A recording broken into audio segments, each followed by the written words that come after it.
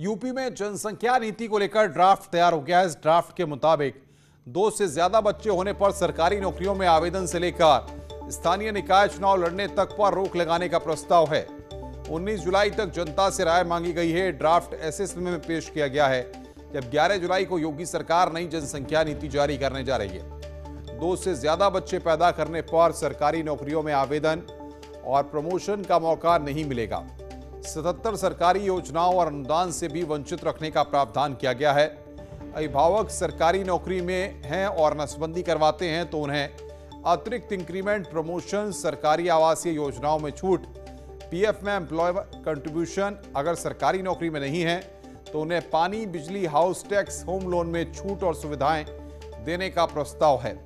वहीं एक संतान पर खुद से नसबंदी कराने वाले अभिभावकों को संतान के 20 साल तक मुफ्त इलाज, शिक्षा, बीमा, शिक्षण संस्था और सरकारी नौकरियों में प्राथमिकता देने की सिफारिश है।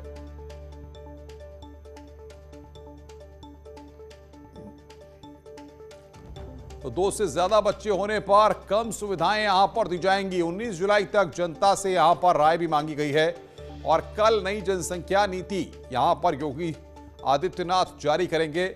नई जनसंख्या नीति का ड्राफ्ट यहां पर तैयार कर लिया गया है। तो ये ग्राफिक्स की मदद से हम आपको बता रहे हैं कि यूपी में अच्छे 2 ही बच्चे सरकारी नौकरी में आवेदन, प्रमोशन का मौका नहीं। ये नुकसान अगर आपके 2 से ज्यादा बच्चे होंगे तो ये यहां पर कुछ चीजें हैं जो हम आपको बड़ी आसानी से बताने की कोशिश कर रहे हैं, सरल भाषा में बताने की कोशिश कर रहे हैं। अनामिका सिंह हमारी संवाददाता लखनऊ से हमारे साथ सीधे जुड़ रही हैं, लगातार इस बड़ी खबर पर नजर बनाई हुई हैं। अनामिका, जाहिर तौर पर जनसंख्या नियंत्रण के लिए तमाम कदम उठाए गए, लेकिन अब यहां पर योगी आदित्यनाथ की सरकार प्रभावी कदम उठा करके जनसंख्या पर रोक लगाना चाहती है। और देखिए अनुपम, 25 करोड़ की आबादी वाले उत्तर प्रदेश राज्य में अब जनसंख्या नियंत्रण को लेकर के सरकार काम कर रही है और यही वजह है कि कुछ दिनों पहले से ही उत्तर प्रदेश के राज्य विधि आयोग को इसके बाबत ड्राफ्ट तैयार करने के लिए कहा गया था। इस ड्राफ्ट को तैयार करने से पहले राज्य विधि आयोग ने अलग अलग राज्यों का अध्ययन किया कि वहां पर सरकारें जनसंख्या नियंत्रण को लेकर क्या काम कर रही है, कैसे काम कर रही है। उसके बाद ये जो ड्राफ्ट तैयार किया गया है, इसको सरकारी जो एक वेबसाइट है उस पर अपलोड भी कर दिया गया है, ताकि लोग वहां पर जाकर इसका अध्ययन कर सकते हैं, पढ़ सकते हैं और अपनी राय भी दे सकते हैं। 19 जुलाई तक राय का स्वागत किया जाएगा और इसी मौके पर इसको किया गया है। जब 11 जुलाई जरा तमाम दर्शकों को आप बताइए अनामिका, और किस तरीके से इस पर राय मशविरा भी होगा।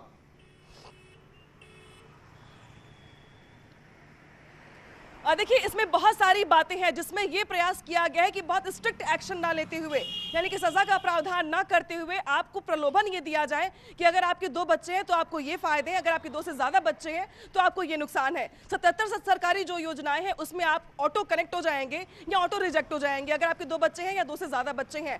इसके अलावा सरकार का मेडिकल टर्म पे यह प्रयास किया गया है कि भाई अगर कोई प्रेगनेंसी हो जाती है तो उसको सुरक्षित गर्भपात किस तरीके से हो, इसके लिए सरकार वो करेगी।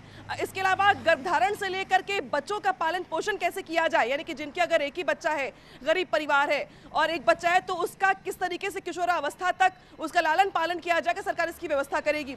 बुजुर्गों का देखभाल कैसे किया जाए, इसको भी इसमें क्लॉज में शामिल किया गया है। यानी कि सरकार ने एक फॉर्मेट ये तैयार किया है कि अगर हम बच्चे इस तरीके से पैदा होते हैं या जनसंख्या इतनी होती है तो इसका असर नौजवानों पर कितना पड़ेगा, बुजुर्गों पर कितना पड़ेगा। साथ ही ये भी कहा गया है कि अगर आपके 2 बच्चे हैं तो आपको सरकारी नौकरी में छूट दी जाएगी, आपको प्रोविडेंट फंड में छूट दी जाएगी, आपको बाकी जो सुविधाएं मिलती हैं उसमें छूट दी जाएगी, और अगर 2 से ज्यादा बच्चे हैं तो आपको इन सुविधाओं से वंचित रखा जाएगा। बिल्कुल अनामिका, बहुत बहुत शुक्रिया आपका हमारे साथ जुड़ने के लिए और बातचीत करने के लिए। अनामिका सिंह हमारी संवाददाता इस वक्त की बड़ी खबर पर हमें अपडेट दे रही थी।